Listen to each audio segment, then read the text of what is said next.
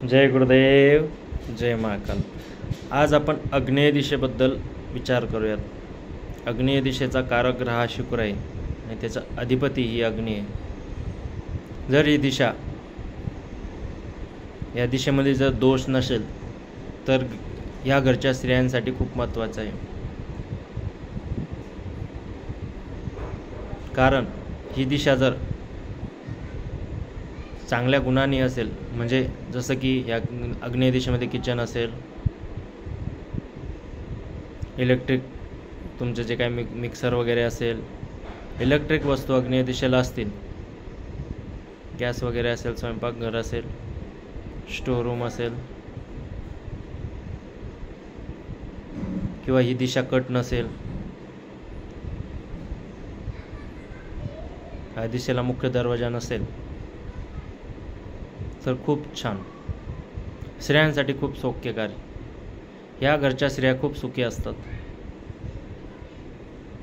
पण या उलट जर या दिशेला विहीर असेल, बोर असेल, वॉटर टँक असेल, शौचालय असेल किंवा स्नानगृह असेल, अशा लोकांना, अशा घरच्या स्त्रियांना मानसिक त्रास वगैरे उद्भवतो. ह्या घरच्या स्त्रियांना खूप त्रास होतो. त्यामुळे आग्नेय दिशेला टेरेस नसावं, दिशा कट नसावी, दिशा पूर्ण बंद नसावी, आग्नेय दिशेला बोर नसावा, वॉटर टँक नसावी, शौचालय नसावं. ह्या गोष्टी खूप महत्त्वाच्या असतात आपल्या जीवनामध्ये. आणि ही दिशा, ह्या दिशेचा कारक ग्रह शुक्र आणि अधिपती अग्नी. त्यामुळं जर ही दिशा चांगली असेल तर ह्या घरच्या स्त्रियांना खूप सुख लागतं. पण या उलट जर ही दिशा दोषाने भरलेली असेल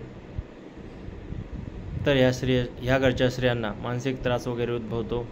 जो कर्ता पुरुष या घरचा, त्यांना म्हणजे त्यांच्या आईपासून, बहिणीपासून, बायकोपासून, XYZ ज्या काही महिला त्या घरात असतील त्यांच्यापासून त्यांना त्रास संभवतो.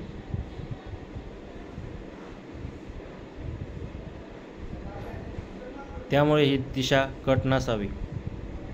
या दिशेला स्वयंपाकघर असावं, इलेक्ट्रिकच्या वस्तू असाव्यात, जिना, पोटमाळा असावा, जिना नसावा. लक्षात ठेवा, पोटमाळा असावा, काही हरकत नाही. तर ह्या गोष्टी आग्नेय दिशेला असाव्यात.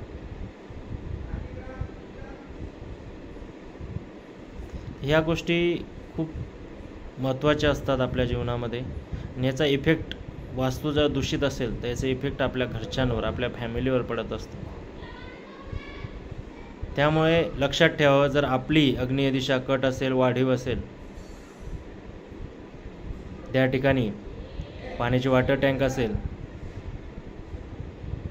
वॉशरूम असेल, टॉयलेट असेल, स्नानगृह असेल, तर लक्षात ठेवावं, आपल्या घरच्या लोकांना त्रास हा उद्भवणार. तर वॉटर टँक वगैरे असेल, बोरचं वगैरे असेल, तर आपल्याला पोटाचे त्रास पण उद्भवतात, पोटाचे विकार पण उद्भवतात.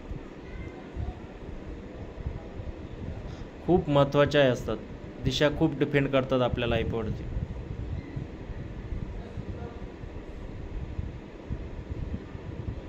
आता खूप टेक्नॉलॉजी आली आहेत, त्यामुळे आपण बिना तोडफोड न करता पण आपण वास्तूचे जे दोष आहेत ते घालवू शकतो आम्ही.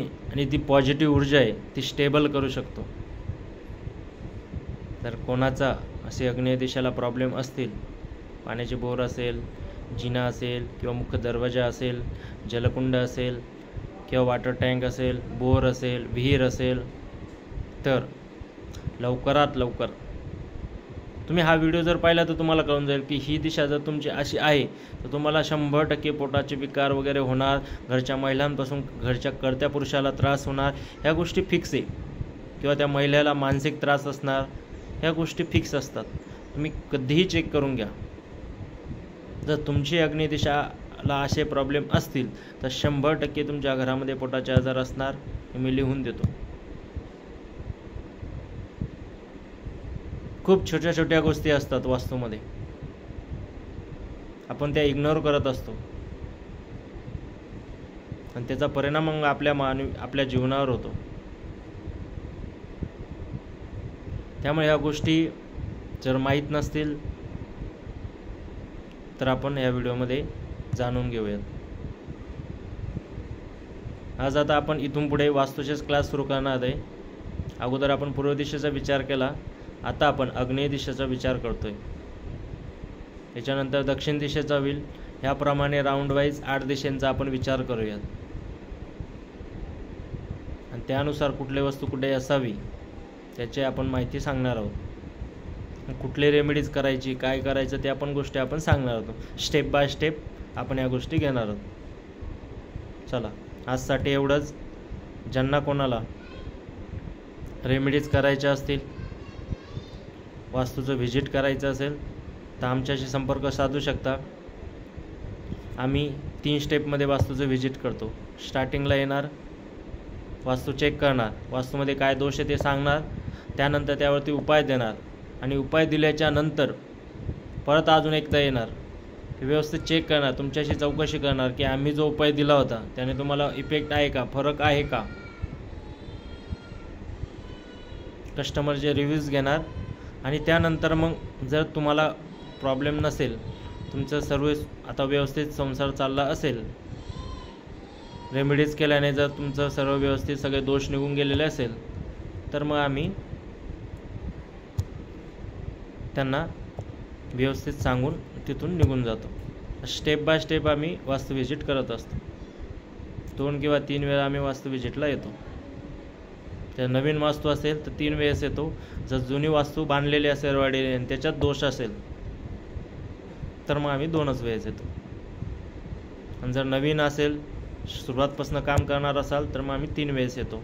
स्टार्टिंगला येणार, नंतर अर्धं काम झाल्यावर येणार, नंतर पूर्ण एक फायनल काम झाल्यानंतर एक राऊंड चेक करून येणार आणि त्यानंतर मग आम्ही त्यांना जे काय प्रॉब्लेम असतील, जे काय रेमेडीज करायचे असतील ते सांगणार.